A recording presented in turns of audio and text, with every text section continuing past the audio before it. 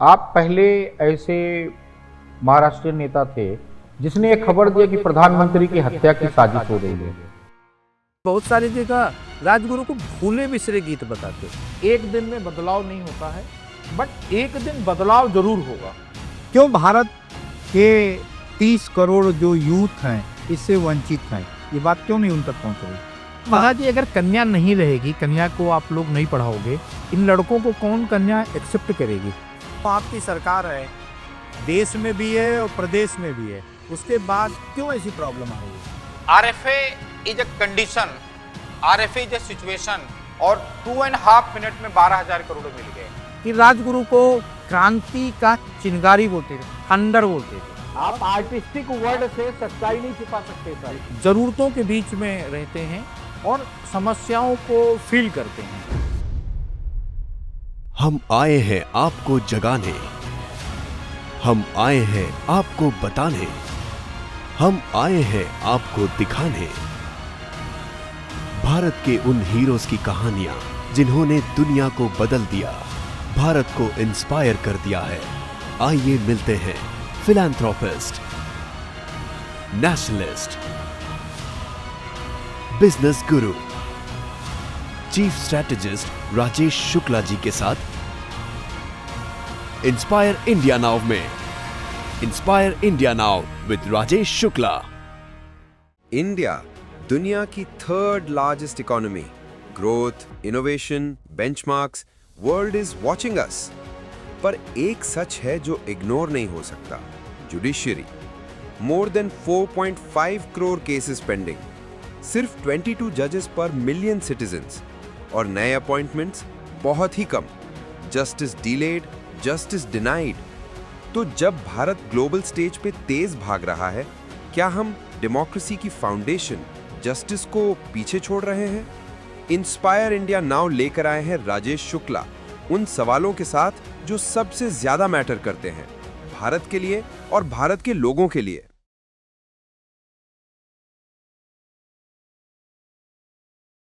गिरीश भाई नमस्कार। नमस्कार। सावले साहब नमस्कार। नमस्कार। एक बार वापस स्वागत है गिरीश भाई आपका और सावले साहब आपका इंस्पायर इंडिया नाउ के नए एपिसोड में। हम माननीय प्रधानमंत्री को देखते हैं कि वो संविधान के बिना कोई निर्णय नहीं लेते और संविधान का वो बहुत सत्कार करते हैं। जब वो गुजरात के चीफ मिनिस्टर थे तो संविधान को सिर पे लेके उन्होंने यात्रा निकाली थी, संविधान को हाथी पे रखा था उन्होंने, यात्रा निकाली, और हर साल गुजरात में वो संविधान की यात्रा निकालते थे। आपका जो संगठन है समरसता, उसमें आपने बहुत बड़ा अभियान चलाया कि संविधान को घर घर तक ले जाने का। इसलिए मैंने सोचा कि संविधान पे जनता का पक्ष रखने के लिए, गांव का पक्ष रखने के लिए आपसे अच्छा कोई व्यक्ति नहीं है।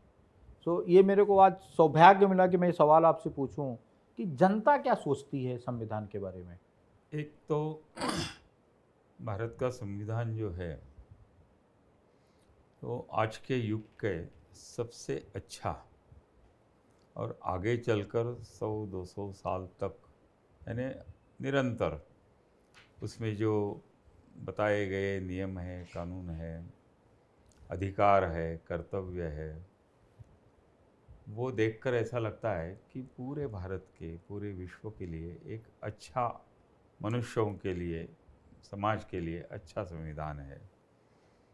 लेकिन भारत की पुरातन काल से हम जब देखते हैं और मैकाले सिस्टम आ गई यहाँ, और वहाँ अंग्रेज़ आ गए, अंग्रेज़ों के साथ साथ फ्रेंच, डच, पोर्तुगीज़, ये सारे यहाँ आ गए, लेकिन अंग्रेज़ों की सत्ता पूरे भारत भर फैली थी।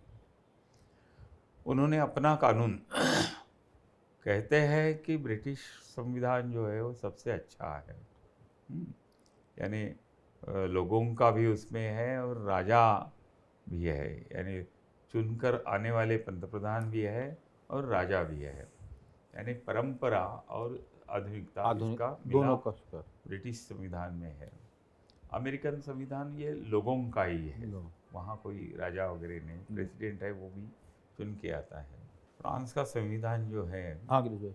वो पहली बार विश्व में समता बंधुत्व का नारा उसमें लगाया और राजवट जिसे राजा का हक जो है वो उन्होंने ख़त्म किया। लेकिन जब राजाओं का दौर शुरू हो गया तो शिवाजी महाराज तक वो शिवाजी महाराज ने फिर से उसमें से राजा ही संविधान होने लगा। हाँ, राजा ही संविधान होने लगा और उन्होंने स्वराज्य का पहला शब्द का उच्चार किया है। स्वराज यानी हमारा राज, हम ही राज करेंगे। तो आगे चलकर 200 साल 300 साल में उसकी कुछ ये हो गई, मैकॉले आ गया, अंग्रेज आ गए और अंग्रेज़ों ने दो प्रकार की राजनीति, यहाँ दोहरी राजनीति लगाई। इंग्लैंड में चुनकर आते थे, राजा भी था, यहाँ उन्हें सभी राजाओं को ख़त्म किया, लेकिन सारी व्यवस्था अंग्रेज़ों के हाथ में ले गई। प्रजा के हाथ में कुछ भी नहीं था। प्रजा के हाथ में देने के लिए यहाँ संघर्ष शुरू हो गया। जैसे राजे उमाजी नाइक थे, वो उनको राजा कहते थे, लेकिन वो ऐसा राजा नहीं थे कि परंपरागत उनका राज था। परंपरागत घुमंतु जनजाति जिसे कहते उसमें से थे, जिसे अंग्रेजों ने क्रिमिनल ट्राइब्स कह दिया। ऐसे कई राज यहाँ जिनको राजा कहे, लेकिन लोगों ने उनको बनाया था, यानी उमाजी नाइक को लोगों ने ही राजा बनाया था। छत्रपति शिवाजी महाराज को भी लोगों ने राजा बनाया था।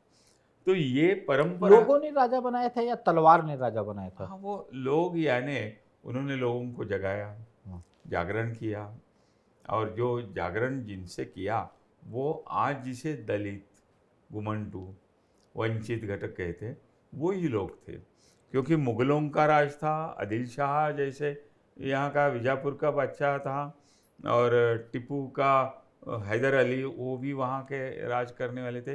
ये बड़ी राज संस्थाएं थी। गुजरात में भी मुसलमानों का ये राज था। तो पूरा देश में 75% राज व्यवस्था जो थी मुसलमानों को इस्लामी थी। इस्लामिक कानून था, वो लोगों का नहीं। वो किताब में आया है, अल्लाह ने बताया है, उसी तरीके से करते थे, ऐसा कहते हैं। लेकिन शिवाजी महाराज जो महिलाओं के ऊपर अत्याचार होते थे, लोगों के ऊपर अत्याचार थे, जिजिया कर था, कोई जा नहीं सकता था, तीर्थ यात्रा नहीं कर सकते थे, अपने दिमाग में जो है वो वस्तुएं बना नहीं सकते थे, तो सारा शिक्षा व्यवस्था खत्म हुई थी। तभी उन्होंने लोगों की मांग थी कि कोई राजा आएगा। भगवत गीता में कहा है, यदा यदा ही धर्मस्य ग्लानिर्भवति भारत। उसी के अनुसार भारत देश को ग्लानि आ गई थी गुलामी की वजह से। तो उसमें वो पहले ऐसे राजा है, उसके पहले से 5-6 साल से, कि जिन्होंने लोगों को जगाया, लोगों ने उनको राज।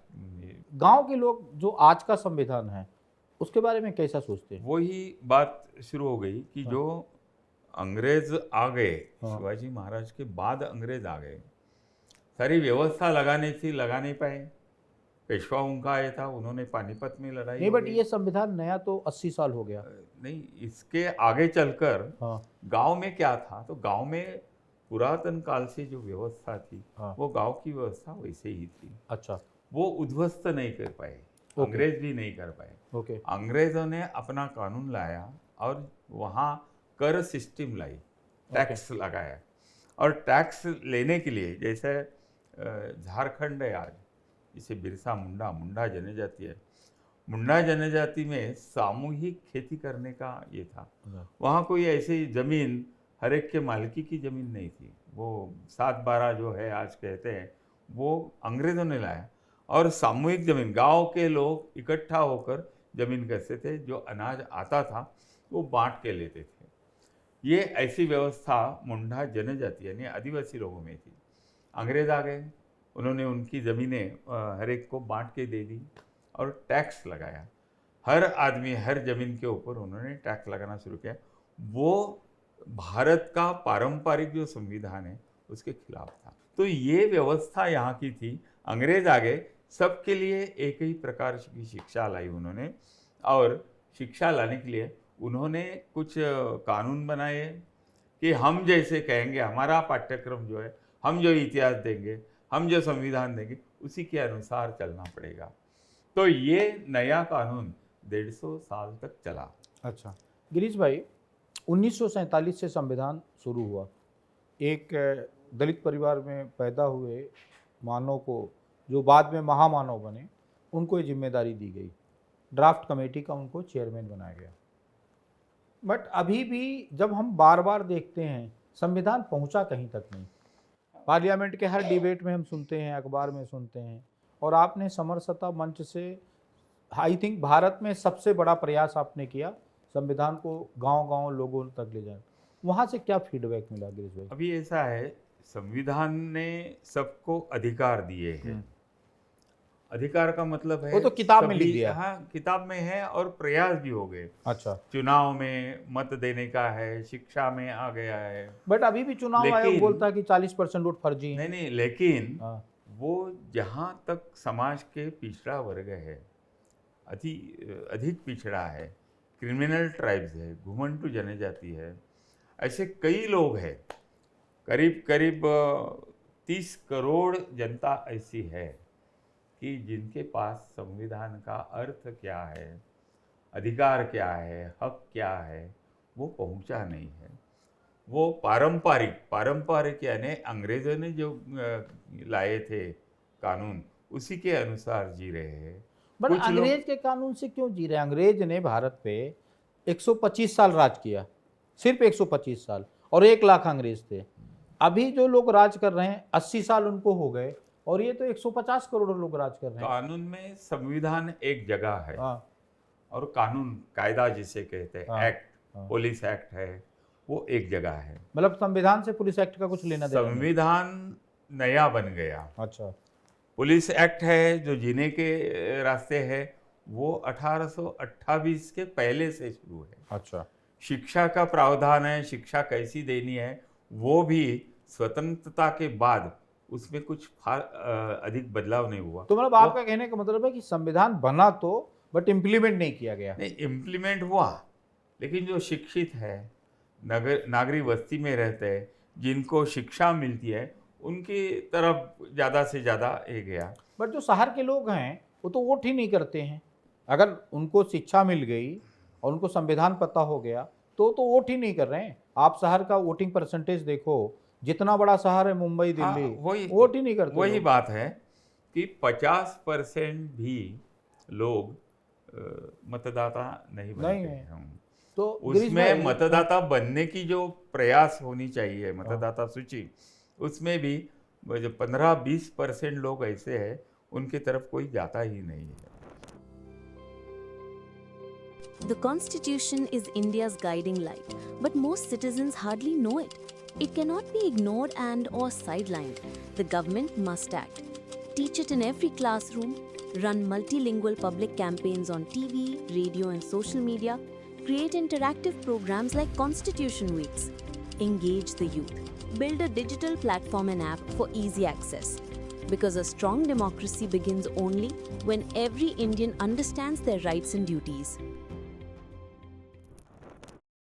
बट साबले साहब, आपका जब सरकार बन रहा था 2013 में या 2014 में, जो आपका घोषणा पत्र था, उसमें आपने बताया था कि आप न्यू एजुकेशन पॉलिसी लाओगे, और जब हम गिरीश भाई से मिले तो सब ऑलमोस्ट वो सिमिलर था जो गिरीश भाई करते हैं, पढ़ा रहे हैं, वो सिमिलर आप न्यू एजुकेशन पॉलिसी में लाना चाहते थे। और आपकी सरकार बने 12 साल हो गया, न्यू एजुकेशन पॉलिसी भी आ गया, बट अभी भी अप टू 12th स्टैंडर्ड आप भारत का संविधान पढ़ा नहीं रहे हो, और ना भारत का संविधान आप बांट रहे हो। क्या रीजन है? ये न्यू एजुकेशन पॉलिसी एक बात है, और संविधान की साक्षरता एक अलग बात है। लेकिन अगर एक दूसरे के साथ जोड़कर, अगर न्यू एजुकेशन पॉलिसी के तहत अगर संविधान साक्षरता का अभियान चलाया जाए, तो संविधान की साक्षरता धरतल पर उतरेगी और घर घर तक पहुंचेगी। डॉक्टर बाबा साहब अम्बेडकर जी ने कहा था, संविधान कितना भी अच्छा हो, लेकिन चलाने वाले अगर अच्छे नहीं होंगे तो संविधान अच्छा साबित नहीं होगा। बट साबले साहब, आप लोग संविधान पढ़ा ही नहीं रहे हो। मतलब जैसे मेरे को पुणे से मुंबई जाना है, रास्ता अगर मालूम है मेरे को पुणे से मुंबई जाने में, हो सकता बीच में गड्ढे हों, हो सकता बीच में स्पीड ब्रेकर हो, ज़्यादा समय लगे पहुंचने में। जिसकी गाड़ी अच्छी है जल्दी पहुंच जाएगा, मतलब जिसका सोर्स सिफारिश है वो जल्दी कर पाएगा, जिसका सोर्स सिफारिश नहीं थोड़ा टाइम लगेगा। बट पता तो होना चाहिए। मतलब आप ये समझो 18 साल बीजेपी के राज हो गए, आज भी स्थिति ऑलमोस्ट सेम है, संविधान लोगों को नहीं पता है। मैं वही बात कर रहा हूँ कि संविधान की साक्षरता हो, इसका संज्ञान में लेते हुए मोदी सरकार ने संविधान का सम्मान, एक अवेयरनेस की सम्मान शुरुआत अलग की। बात है, पढ़ाना तो शुरू करिए। देखो, इसकी शुरुआत है। पढ़ाना तो शुरू करिए सर। 140 करोड़ की आबादी वाले देश में घर घर में जाके संविधान पढ़ाना, क्यों आप घर घर जा रहे हैं? स्कूल में पढ़ाइए ना। तो वही बात मैं कर रहा हूँ कि अभी संविधान की अवेयरनेस पहले पैदा हो, अच्छा, और उसके बाद कि उसकी इंट्रोडक्शन हो। न्यू एजुकेशन पॉलिसी में संविधान साक्षरता अभियान एक न्यू एजुकेशन पॉलिसी में है, और अभी वो उसका प्रयास हो रहा है। जब धरतल पर यह संविधान साक्षरता उतरेगी और शिक्षा में पहली कक्षा से 10वीं कक्षा तक और आगे संविधान की समीक्षा होगी, संविधान पढ़ाया जाएगा, तो संविधान का अवेयरनेस बढ़ेगा। और तब बाबा साहब ने जो कहा है, संविधान ये कागज का टुकड़ा नहीं है, इस देश का आत्मा है।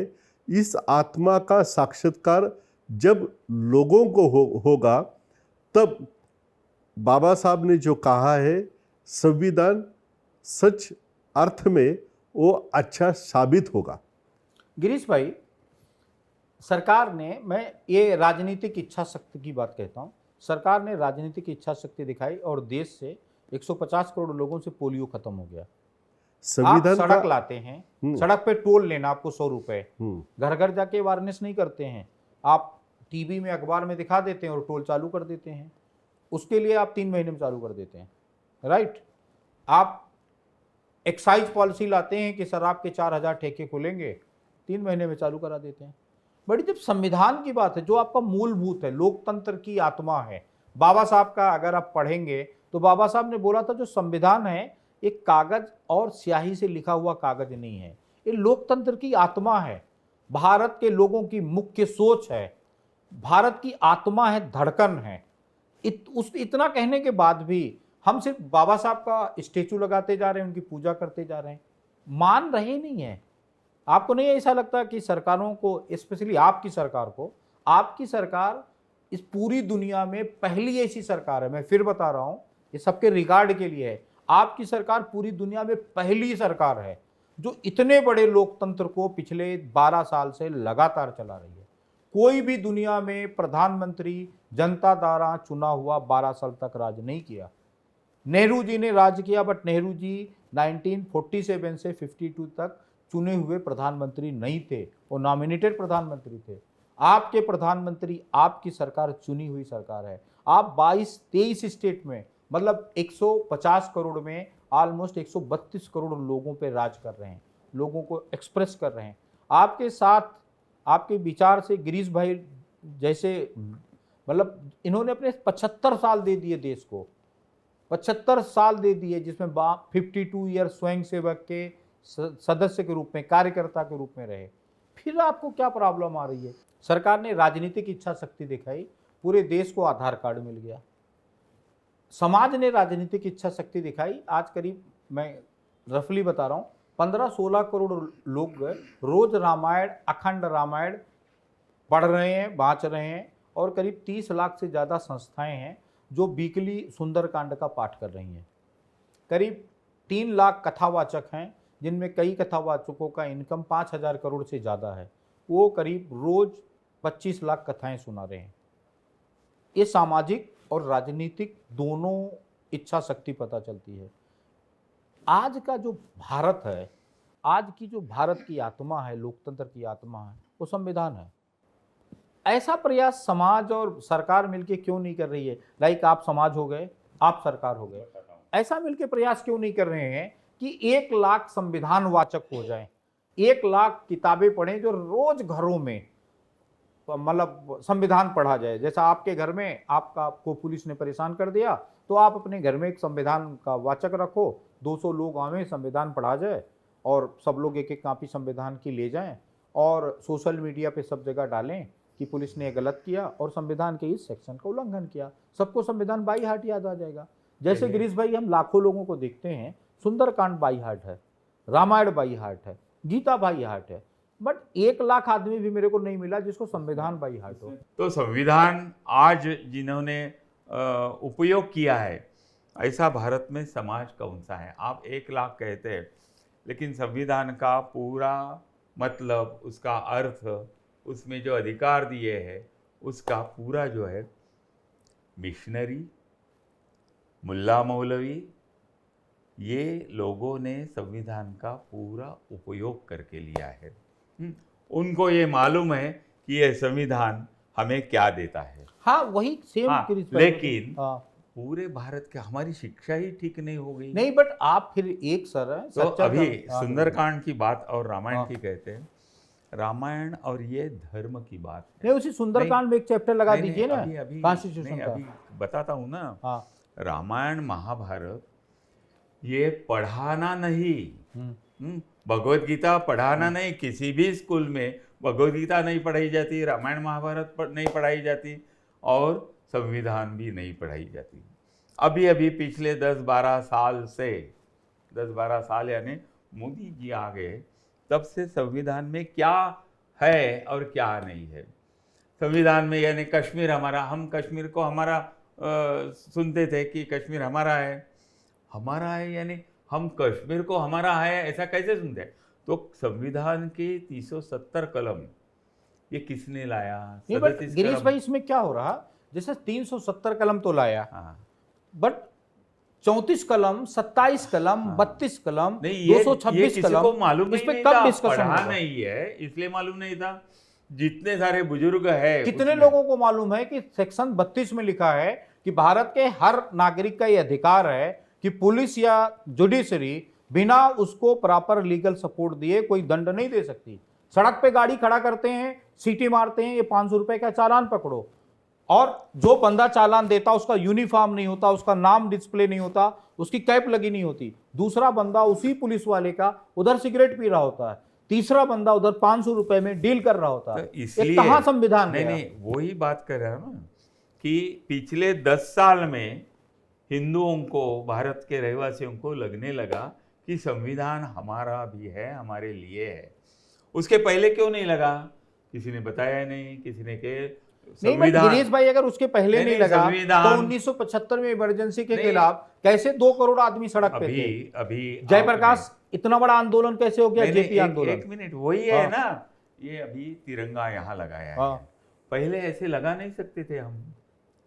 अभी तिरंगा घर घर जा सकता है। इसमें सरकार का तो कोई रोल नहीं है। नहीं, वो कांग्रेस का ही है ना। नहीं, तो सुप्रीम कोर्ट का उन्होंने संविधान बंद करके रखा था, किसी को मालूम ही नहीं था। गिरीश भाई ये तो सुप्रीम कोर्ट का डिसीजन था। नवीन जिंदल कांग्रेस का एमपी था, वो सुप्रीम कोर्ट गया और सुप्रीम कोर्ट से डिसीजन लाया कि कोई भी झंडे को, राष्ट्रीय झंडे को लगा सकता है। बराबर है, बट जो साबले साहब की सरकार है 12 साल से, ये दुनिया अभी हो रहा है, उसमें मैं बता रहा हूँ, दुनिया की सबसे मजबूत सरकार है। मोदी जी ने जब आ गए तब से थोड़ा थोड़ा होकर 100 साल लगेगा। 100 साल लगेगा। 100 साल नहीं लगेंगे। 20 करोड़ मुसलमान हैं। मुल्ला को, जो मौलवी है ना, उसको पूरे राइट अपने मालूम है। बराबर है। जो और ये देश में 20 करोड़ मुसलमान हैं, उसको पूरे राइट मालूम है। 28 करोड़ दलित बैठे हैं और उनमें 6000 से ज्यादा IAS अफसर हैं। और बाबा साहब कह के गए थे कि अगर आपको परिवर्तन लाना है तो शिक्षा से और संविधान से परिवर्तन आएगा। वो मानसिकता, मुल्ला को मालूम है, दलित को मालूम ही नहीं उसका राइट। जैसे आप लोगों के करीब 13-14 लाख स्कूल हैं, बनवासी हैं, समरसता हैं, बहुत सारे स्कूल हैं। सभी जगह संविधान की पूजा ही नहीं, संविधान पढ़ाकर सिखाना। आप पढ़ा रहे हैं सब जगह। हाँ, वो है। संविधान यात्रा भी ये सरकार आपकी है, भारत में पहली बार, सरकार की बात अलग है। अच्छा, सरकार को हम देखते हैं जब टीवी बस सरकार तो आप ही बना रहे हो। नहीं, हम तो बनाया है, लेकिन सरकार में कोई विपक्ष है जो संविधान तोड़कर काम करता है। Governments can't hide behind oppositions or blame the past. The duty to educate citizens is now. India needs a new education policy that makes the constitution core to youth learning. But it's not just the government's job. Volunteers, societies and communities must take the constitution into every Indian home. Let there be special constitutional weeks in schools, offices and institutions so every citizen knows their rights and duties. Because corruption ends not with slogans but with knowledge. Knowledge of the constitution, the people's true power. बाकी सरकारों से तो मेरी कोई बहुत ज़्यादा उम्मीद थी नहीं। मैं बाकी सरकारें थी कि उनका पर्पज़ होता था कि आए हैं पैसा कमाना, घर बनाना, धन बनाना और अपने गांव वापस जाना। भाई नरेंद्र भाई मोदी और आपकी सरकार से बहुत उम्मीद थी और है भी कि आप दुनिया की सबसे बड़ी लोकतंत्र को चला रहे हो। दुनिया का सबसे ज़्यादा जनसंख्या आप पे विश्वास करती है और भाई नरेंद्र भाई मोदी को महामानव की उपाधि मिलती है। और आपका मोदी जी मैं बार बार देखता हूँ तारीफ़ करते हैं, हर प्लेटफॉर्म पे तारीफ़ करते हैं। महाराष्ट्र आते हैं तो भी तारीफ़ करते हैं, दिल्ली के बहुत सारी मीटिंग में तारीफ़ करते हैं। अमित शाह जी आपका बहुत तारीफ़ करते हैं, गिरीश भाई बहुत तारीफ़ करते हैं, संघ बहुत तारीफ़ करता, संगठन बहुत तारीफ़ करता। अब आप जैसे करीब बीजेपी में 30-40 नेता होंगे जिनको सरकार, संघ सब तारीफ़ करता। बट जब ग्राउंड पे आते हैं, जिस समाज को आप रिप्रेजेंट करते हैं, सबसे पहला आपका जिम्मेदारी बनता है आपका गांव, आपका परिवार, फिर उसके बाद आपका गांव, फिर आपका शहर, प्रदेश और आपकी जाति, आपका समाज। मेरे हिसाब से सबसे ज़्यादा अत्याचार आपके जाति पे होता है, आपके समाज में होता है। आप जिस गांव से आते हैं उसके अगल बगल, मैं हर साल सुनता हूं कि कोई दलित बालक का घर जला दिया, किसी को मार दिया, किसी पर घोड़ी नहीं बैठने दिया, किसी को मंदिर नहीं जाने दिया। संविधान में गिरीश भाई 100% डेडिकेटेड हैं, संघ 100% डेडिकेटेड है संविधान को घर घर ले जाने में, संविधान सम्मत काम करने के लिए। यही बात प्रधानमंत्री कह रहे हैं। आपकी सरकार 12 साल हो गया है, महाराष्ट्र जैसे प्रगतिशील प्रदेश में क्यों नहीं कर पा रही है? नहीं, आप सिर्फ संविधान की बात कर रहे हैं, लेकिन देखो ये देश इतनी बड़ी आबादी और इतने राज्य है, फिर भी हम एक संघ है। इसका कारण भी संविधान है। देखो अलग अलग देश जब हम आज़ाद हुए उस वक्त वो भी आज़ाद हुए, लेकिन उस देश की हालत देखते हुए हम गर्व से कह सकते हैं कि सिर्फ संविधान के कारण हम एक संघ है, सशक्त है, सक्षम है। सो साबले साहब, हमारा जो डिस्कशन पॉइंट अभी है कि आपकी सरकार के 12 साल हो गए, दुनिया की सबसे मजबूत सरकार है, 22 स्टेट में डायरेक्ट आप राज कर रहे हैं, 6 स्टेट में गठबंधन है, कर्नाटका, पंजाब, हिमाचल, तेलंगाना, केरला और तमिलनाडु, इतने और बंगाल, इतने सरकार छोड़ दें, बाकी सब आपकी है, गवर्नर आपके हैं। बट संविधान जिनके लिए बनाया गया था, संविधान एक्चुअली मजबूत के लिए नहीं बनाया गया था, संविधान कमज़ोर के लिए बनाया गया था। तो इस देश की जो आत्मा है, जिसको लोग कभी मनु के नाम पे गाली देते, कभी ब्राह्मण के नाम पे गाली देते हैं, उस तक संविधान पहुंच ही नहीं रहा। ना उसको संविधान समझ में आ रहा, ना कोई पढ़ा रहा।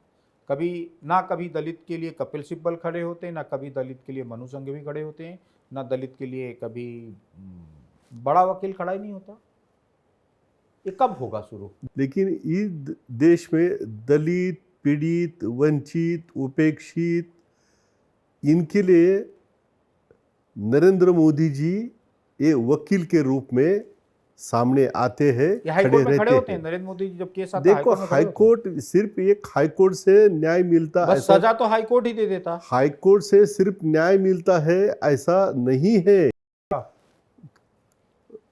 रोटी, कपड़ा, मकान, दवा, शिक्षा, ये भी मायने रखता है बट जिंदगी के लिए। ये संविधान में ये- डायरेक्टिव प्रिंसिपल में है, मेन प्रियम्बल में, साबले साहब, मेन प्रियम्बल में समानता का अधिकार है, समानता का, अच्छा वकील पाने का, अच्छा स्कूल पाने का, अच्छा अस्पताल पाने का, ये आपके मेन प्रियम्बल में है, ये मूल अधिकार है।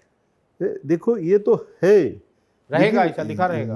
ये तो है, प्रियम्बल में नहीं, है। नहीं, ये ऐसा लिखा ही रहेगा। नहीं नहीं, वी द पीपल, हाँ सबका साथ, हाँ, सबका विकास, वाह, सबका विश्वास, अच्छा सबका प्रयास, अच्छा, ये बात की है ना, वी द पीपल। हाँ इस शब्द के आधार पर हाँ, नरेंद्र मोदी जी ने सबकी बात कही है। अच्छा, तो जो प्रियम्बल में लिखा है उस तरह से जीने की कोशिश और उसे सम्मान देने की कोशिश, और जो संविधान है धरतल पर उतरने की कोशिश, फिर समानता हो, शिक्षा हो, सम्मान हो, इस सभी जगह पर मोदी सरकार ने बहुत अच्छा प्रयास किया है। बट क्या 12 साल basic की difference हुआ? 12 साल की नरेंद्र मोदी सरकार का कार्यकाल हाँ, और कांग्रेस का पहले 50 का साल। कार्यकाल,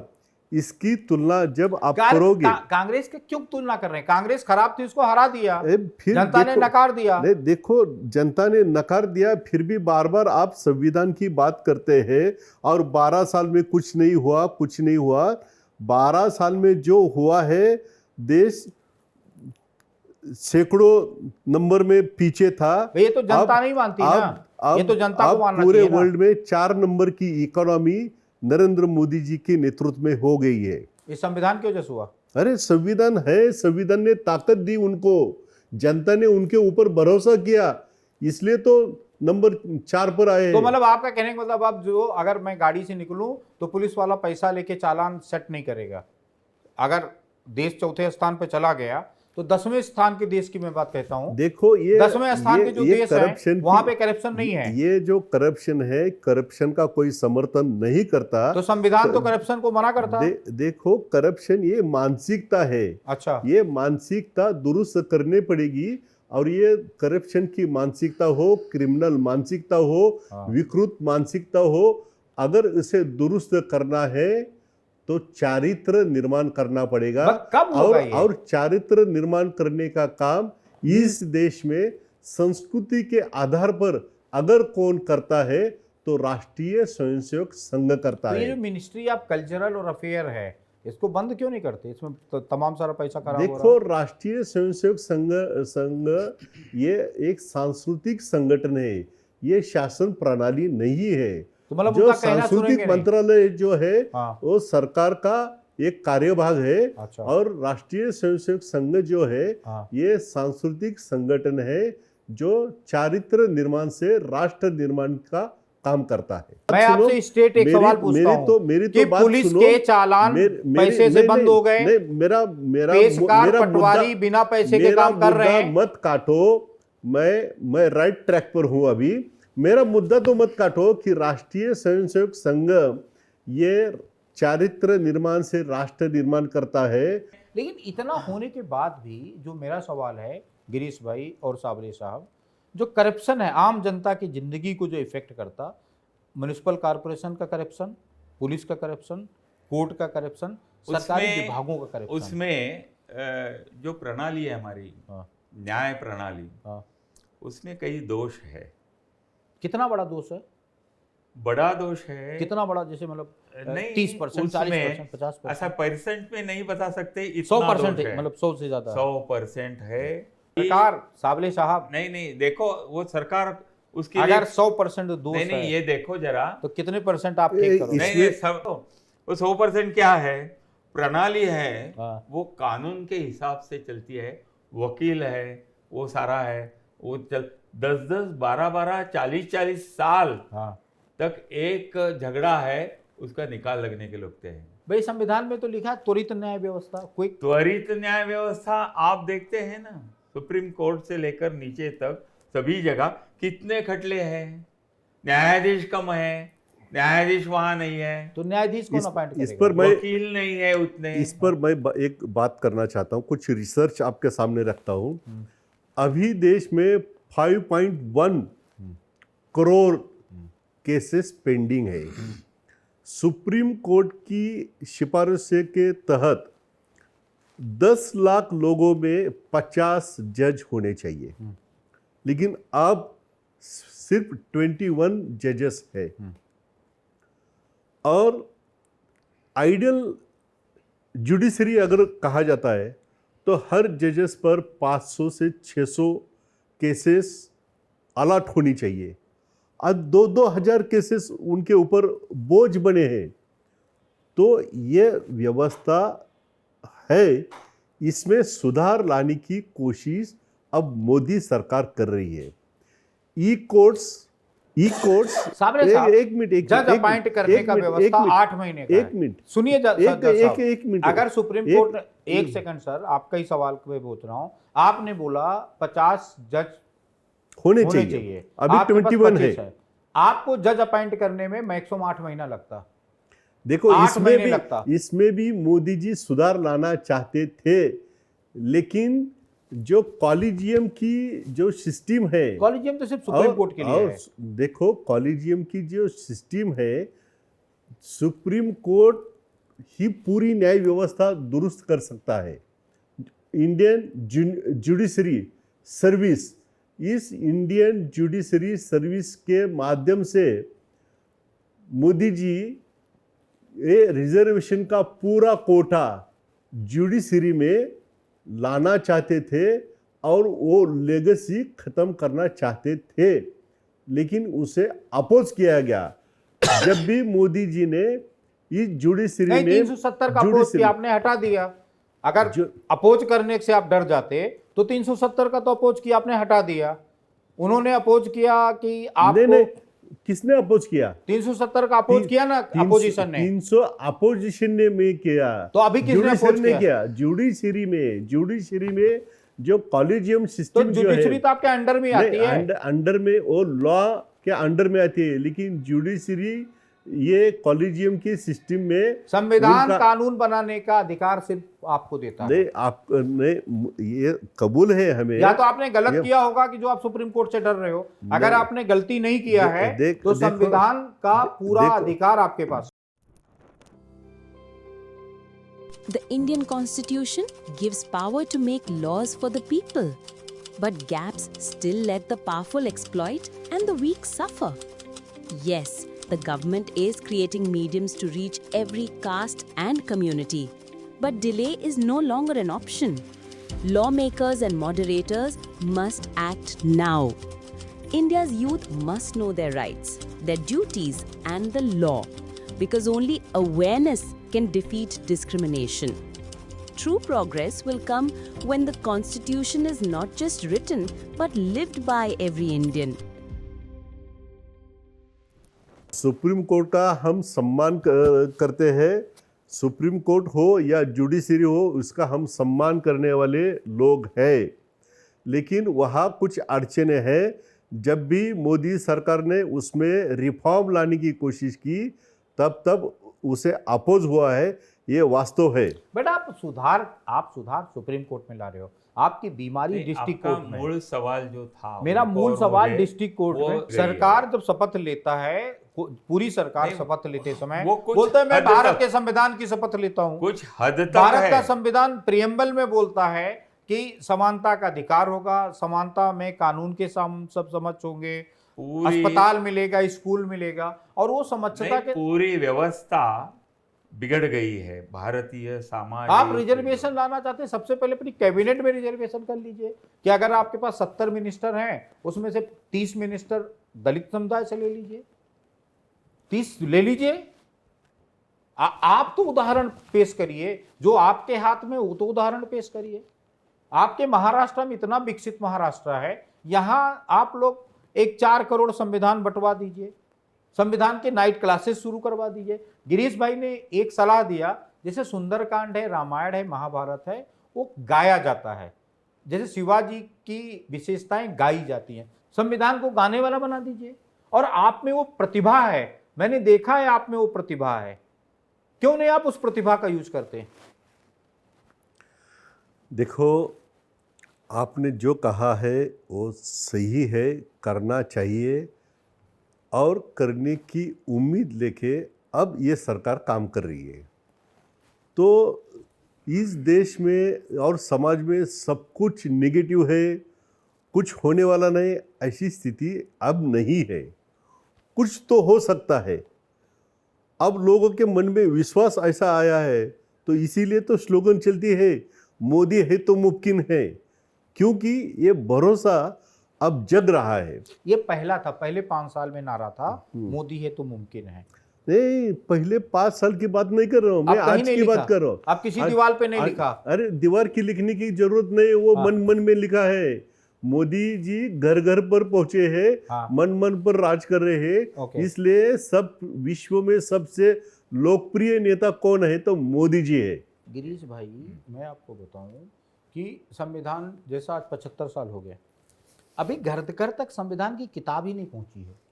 जैसे अगर आप जावें तो कहीं पे बाबा साहब पहुंचे हैं, कहीं पे रामायण पहुंची है, कहीं पे गीता पहुंची है, कहीं पे शिवाजी पहुंचे, बट घर घर आज तक संविधान की किताब पहुंचानी चाहिए, भाई साहब, मैं क्या कहता पहुंचानी हूँ, चाहिए। कई लोगों आप ने सिर्फ संविधान पर अटके हुए हैं।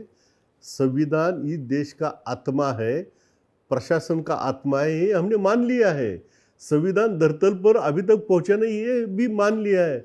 लेकिन इस देश में 12 साल में इतना कुछ हुआ है, इतना कुछ हुआ, इस पर ध्यान दे दो आप। नहीं, कब दोगे? संविधान के लिए प्रबोधन होना चाहिए, वो ये प्रबोधन अब कबूल है, शुरू है। हमें कबूल है। लोगों के पास अभी संविधान आने लगा है, उसमें से जो प्रियम्बल है उसकी भी पुस्तिका बन गई है, मराठी, हिंदी, कर्नाटक, पूरी भारतीय भाषा में, यानी नागालैंड की नागा भाषा हो, आसाम की भाषा हो, वहाँ तक संघ द्वारा जो अलग अलग है, वनवासी कल्याण आश्रम में संविधान लेके गए हैं।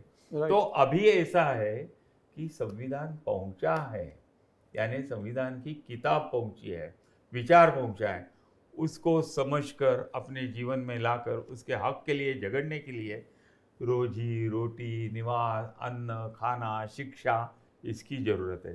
साबरी साहब, हमारे पास ना कई बहुत सारे लोगों के पत्र आते हैं, तो उसमें एक पत्र हमने ये लिया साबरी साहब, इसमें ज़्यादातर लोगों का कहना है हम कक्षा 9 से 12 में गणित और अंग्रेजी पढ़ाते हैं, लेकिन बुनियादी कानूनी अधिकार, संविधान के कर्तव्य क्यों नहीं सिखाते? क्या ये मोदी सरकार के लिए सही समय नहीं है कि वो स्कूलों में कानूनी साक्षरता की सिफारिश करें? ये लोगों की मान सही है और मैं कबूल करता हूँ कि बहुत अच्छा ये सवाल उठाया है। हाँ। और ये करना चाहिए। ओके। मैं भाजपा का बहुत छोटा कार्यकर्ता हूँ, लेकिन मैं भी इस सवाल के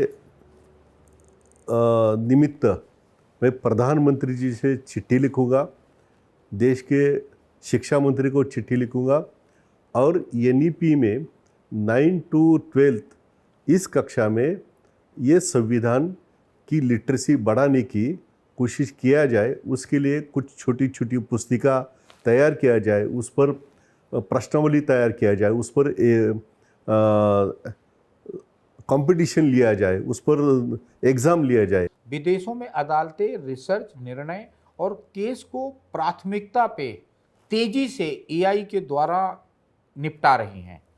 क्या भारत का जो विधि मंत्रालय है और भारत के जो प्रधानमंत्री हैं, क्या न्यायपालिका को इस बात के लिए नेतृत्व देंगे कि वो एशिया की पहली ऐसी न्यायपालिका बने और भारत का न्याय विभाग पहला ऐसा न्याय विभाग बने जो AI पे और ब्लॉकचेन पे आधारित होके जल्दी से जल्दी निर्णय करावे और ये सारे पेंडिंग केस निपटावे?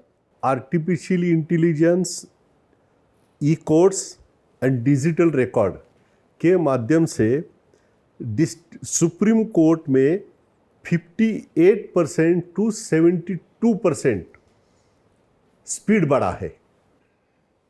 आर्टिफिशियल इंटेलिजेंस, ई-कोर्ट्स और डिजिटल रिकॉर्ड के कारण हाई कोर्ट में 45% से 63% गतिमानता बढ़ी है और जिला कोर्ट में 32% से 48% ये स्पीड बढ़ा हुआ है। तो ये नतीजा आर्टिफिशियल इंटेलिजेंस हो, ई कोर्ट्स हो और डिजिटल कोर्ट्स डिजिटल रिकॉर्ड के माध्यम से है। तो इस देश में जुडिशरी सिस्टम में ई कोर्ट्स, डिजिटल रिकॉर्ड्स और आर्टिफिशियल इंटेलिजेंस का सही तकनीकी के माध्यम से उपयोग होना शुरू हुआ है और न्याय स्पीड से लोगों को मिल रहा है। ये जनता तक इसमें- कब पहुंचेगा, मतलब जनता कब ये पहुंचेगा? जनता का रिजल्ट मैं बता रहा हूँ। बट ये सुप्रीम जनता कोर्ट का ही सवाल है मेरे पास। नहीं, जनता को पता नहीं कि उसकी परसेंटेज क्या है, उसका बट रेशियो क्या है। जनता को तो पता होना चाहिए ना। जनता को पता नहीं है। मैं ये रिसर्च का अच्छा। रिकॉर्ड आपको बता रहा हूँ अच्छा, कि सुप्रीम कोर्ट, हाई कोर्ट और जिला कोर्ट का स्पीड एवरेजली 14 to 16% बढ़ा है। अच्छा, ये अच्छी बात है। और इसके 87% जो केसेस होते हैं ये जिला कोर्ट के स्तर पर ही होते हैं। तो इसमें ज़्यादा बदलाव लाने की गवर्नमेंट कोशिश कर रही है। स्पीड, विलंब से मिला हुआ न्याय भी अन्याय माना जाता है, तो इसलिए विलंब कम करे और ख़त्म करे, इस दिशा में अब ये अपनी सिस्टम, जुडिशरी सिस्टम काम कर रही है। सामने साहब 20,000 से ज़्यादा जजेस के पोस्ट खाली हैं पिछले 10 साल से, उसमें क्या अड़चन आ रही है? वो पोस्ट क्यों नहीं भर रहे हैं? जो सुप्रीम कोर्ट की सिफारिश ये है कि 10 लाख लोगों की आबादी में 50 जजेस होने चाहिए, लेकिन अभी 21 है। तो ये 21 से 50 तक जाने की प्रक्रिया ये सरकार के विचाराधीन है। बट आपके पास पीसीएस है, हर स्टेट में स्टेट गवर्नमेंट एग्जाम कंडक्ट करके जज अपॉइंट करती है। बराबर है। पिछले 10 सालों में 20,000 से ज़्यादा पोस्ट खाली हैं। ये इसलिए पहले न्यायिक बुनियादी ढांचा मजबूत करना पड़ेगा, टेक्नोलॉजी का हर स्तर समावेश करना पड़ेगा, जजों और अदालतों की तो संख्या हम माने कि वृद्धि- अगली बार जब हम आप मिलेंगे तो तब तक आप ये 20,000 जजों की भर्ती कर चुके होंगे? ये कोई टाइम समय लिमिट- सीमा दे मैं सकते हैं ये आप? टाइम लिमिट नहीं मतलब बता हमारी जो सकता। ऑडियंस है इसके लिए, मतलब इस देश को कोई समय सीमा दे सकते हैं मैं- कि आप 20,000 पोस्ट? देखो, हम इस देश के नागरिक हैं और भारतीय जनता पार्टी के जिम्मेदार कार्यकर्ता है, लेकिन हम ऐसे पोजीशन पर नहीं है तो कि आपका नाम तो जो- वाइस प्रेसिडेंट के लिए चल रहा था, नहीं, मुझे बहुत पता तेजी नहीं। से चल रहा था, नहीं, मुझे पता नहीं। सब सारे जगहों पे पता था, मु- टीवी चैनल में मैंने सुना कि आपका नाम वाइस नहीं, प्रेसिडेंट के लिए चल ये रहा था। मुझे पता नहीं। मैं भाजपा का सामान्य कार्यकर्ता हूँ और नेता ने सोचना है और कार्यकर्ता ने एक्शन करना है। ये संस्कार से मैं कार्य करता हूँ। तो मतलब ये जो 20,000 पोस्ट खाली हैं, ये कौन डिसाइड करेगा कब भरे जाएंगे? ये सरकार अच्छा, सरकार करेगी ओके। और सरकार के विचाराधीन है। सरकार इस प्रायोरिटी पर इसका विचार कर रहा है और टेक्नोलॉजी इतनी एडवांस होती रही है, तो अब गवर्नमेंट के रिफॉर्म में और गति तेज बनेगी और ये दायरा कम हो जाएगा। गिरीश भाई, ये पोस्ट भरे जाने चाहिए जो 20,000 खाली हैं? ऐसा है, सिस्टम अभी तक वो पूरी बदल नहीं चुकी है। अच्छा, जो न्यायाधीश बनना है, जजेस बनना है, तो उसके लिए भी प्रशिक्षण होना चाहिए। India has 5 crore cases pending and nearly 20 lakh judicial posts vacant. Justice delayed is justice denied. The Constitution promises equality for all, yet inequality thrives. The government must act, appoint judges, use AI to fast-track cases, and ensure fair representation in ministries. Every Indian home must know the Constitution, just like religious scriptures, so citizens can claim their rights and fight discrimination. Only then will India stand stronger, fairer, and truly democratic. धन्यवाद साबले साहब, धन्यवाद गिरीश भाई, आपने बहुमूल्य समय दिया, अपने विचार दिए और मुझे उम्मीद है कि आपके विचार चापेकर साहब ने, शहीद चापेकर ने जो बलिदान दिया इस देश को, हमारा जो भारत का यूथ है इसको सीखेगा और भारत को एक बार वापस महान बनाएगा। हम इस देश को वापस आर्यभट्ट देंगे, इस देश को हम वापस पाणिनि देंगे, पतंजलि देंगे और इस देश को हम एक और नया रामायण लिखेंगे और इस देश का जो रामराज्य होगा वो पूरे देश को वापस दिशा दिखाएगा और ये देश वापस एक बार सोने की चिड़िया बनेगी। धन्यवाद और बहुत बहुत मुबारक।